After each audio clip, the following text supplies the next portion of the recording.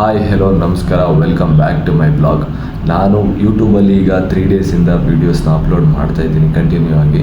ಜಾಸ್ತಿ ಏನು ವ್ಯೂಸ್ ಬಂದಿಲ್ಲ, ಒಂದು 300 100 ಆ ಥರ ಬರ್ತಾ ಇದೆ. ಬಟ್ ನಾನು ಅದ್ರ ಬಗ್ಗೆ ಏನು ತಲೆ ಕೆಡಿಸ್ಕೊಳೋದಿಲ್ಲ. ಯಾಕೆ ಅಂದರೆ ನಾನು ಇನ್ಸ್ಟಾಗ್ರಾಮ್ ಸ್ಟಾರ್ಟ್ ಮಾಡಿರೋದು ಕೂಡ 0 ಫಾಲೋವರ್ಸ್ 0 ವ್ಯೂಸಿಂದಾನೆ.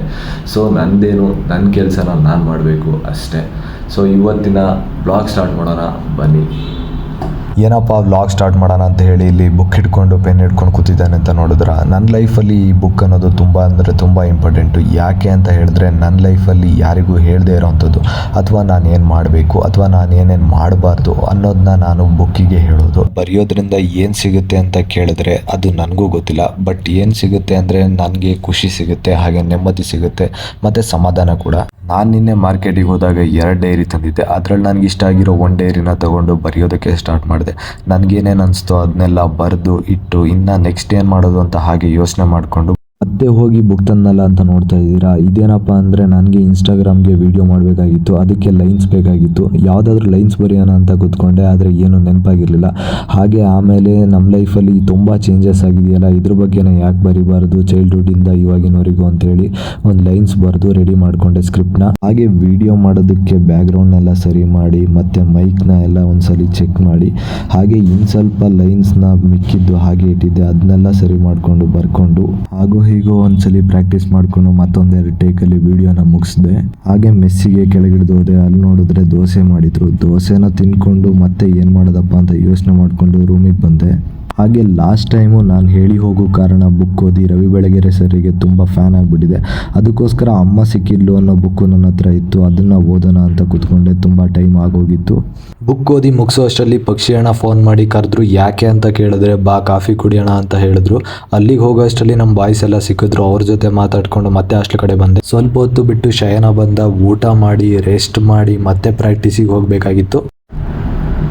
ಇವಾಗ ಪ್ರಾಕ್ಟೀಸ್ ಇರುತ್ತೆ, ಪ್ರಾಕ್ಟೀಸ್ ಮುಗಿಸ್ಕೊಂಡು ಬರೋಣ, ಸಿಗೋಣ. ಹಾಗೆ ಪ್ರಾಕ್ಟೀಸಿಗೆಲ್ಲ ರೆಡಿಯಾಗಿ ಅಲ್ಲಿಂದ ಹೊರಟೆ.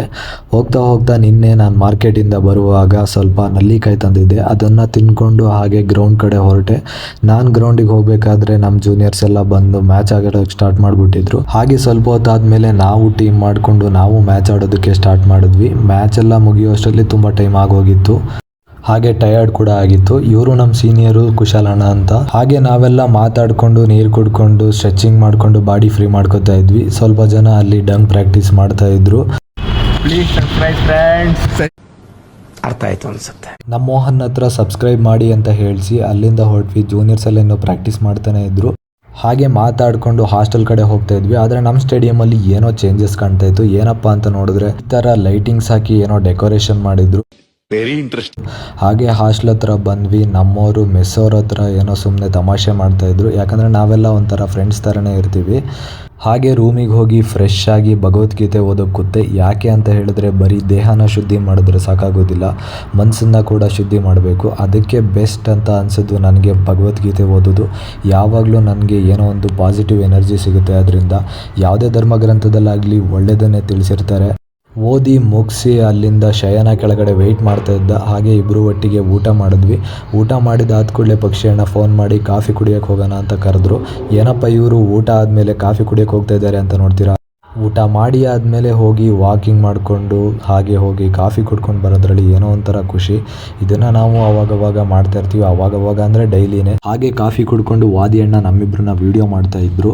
ನಾವಿಬ್ಬರು one day we will become famous vloggers ಅಂತ ಹೇಳ್ಕೊಂಡು ಅಲ್ಲಿಂದ ಹೊರಟ್ವಿ. ನಾವು ಸ್ಟೇಡಿಯಮಿಗೆ ಬರೋ ಅಷ್ಟೊತ್ತಿಗೆ ನಮ್ಮನ್ನು ವೆಲ್ಕಮ್ ಮಾಡೋದಕ್ಕೆ ಇಬ್ಬರು ಗೆಸ್ಟ್ ಕಾಯ್ತಾ ಇದ್ರು.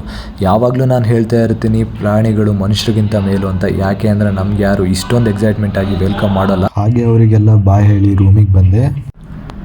ಇವತ್ತಿನ ಬ್ಲಾಗು ಇಷ್ಟೇ ಇರುತ್ತೆ. ನಾಳೆ ಬ್ಲಾಗಲ್ಲಿ ಸಿಗೋಣ.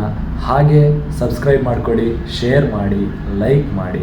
ಹಾಗೆ ನನಗಂತೂ ತುಂಬ ಖುಷಿ ಇದೆ. ಯಾಕೆ ಅಂತ ಕೇಳಿದ್ರೆ, ನಾನು ಮೊದಲು ಬರೆದು ನನ್ನ ಲೈಫ್ನ ಜರ್ನಲ್ ಮಾಡ್ತಾಯಿದ್ದೆ, ಇವಾಗ ಡಾಕ್ಯುಮೆಂಟ್ ಮಾಡ್ತಾಯಿದ್ದೀನಿ. ಸೊ ಖುಷಿ ಇದೆ.